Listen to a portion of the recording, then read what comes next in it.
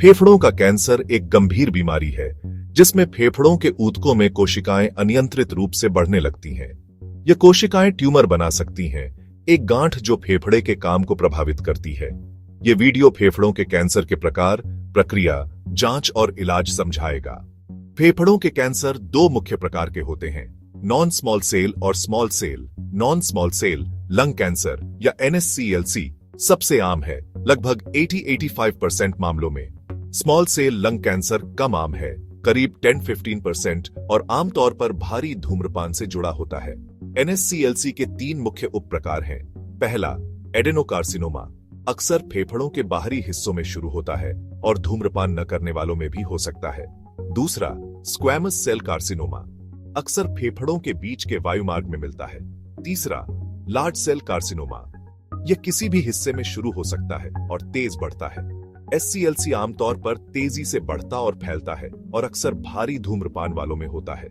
यह अन्य अंगों में जल्दी मेटास्टेसिस कर सकता है, जैसे मस्तिष्क, हड्डियां और लिवर। फेफड़ों के कैंसर की शुरुआत तब होती है जब सामान्य कोशिकाओं के DNA में आनुवंशिक परिवर्तन हो जाते हैं। शुरुआत में धूम्रपान या अन्य हानिकारक पदार्थ कोशिकाओं के DNA को नुकसान पहुंचाते हैं।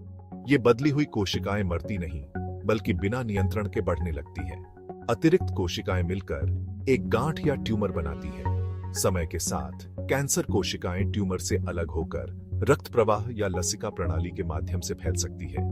यह प्रक्रिया मेटास्टेसिस कहलाती है और यह रोग की गंभीरता बढ़ाती है। अगर लक्षण दिखें तो डॉक्टर कुछ जांच कराते हैं। छाती का एक्सरे पहली प्रारंभिक जांच हो सकती है। CT स्कैन फेफड़ों की विस्तृत तस्वीर देता है। ट्यूमर का आकार और स्थान दिखता है। PET स्कैन से पता चलता है कि कैंसर शरीर के किन हिस्सों में फैला है। कंफर्मेशन के लिए बायोप्सी जरूरी है। ब्रोंकोस्कोपी या सुई बायोप्सी से टिश्यू लिया जाता है। नमूना माइक्रोस्कोप के नीचे देखा जाता है ताकि कैंसर की पुष्टि हो। कभी-कभी थूक की जांच से भी कैंसर कोशिकाएं मिल सकती हैं। इलाज कैंसर के प्रकार, स्टेज और रोगी की सेहत पर निर्भर करता है। शुरुआती चरण में सर्जरी से ट्यूमर और आसपास के हिस्से निकाल दिए जाते हैं। कीमोथेरेपी में दवाएं कैंसर कोशिकाओं को मारने या उनकी वृद्धि रोकने के लिए दी जाती है। विकिरण थेरेपी से उच्च ऊर्जा किरणों द्वारा कैंसर कोशिकाएं नष्ट की जाती हैं।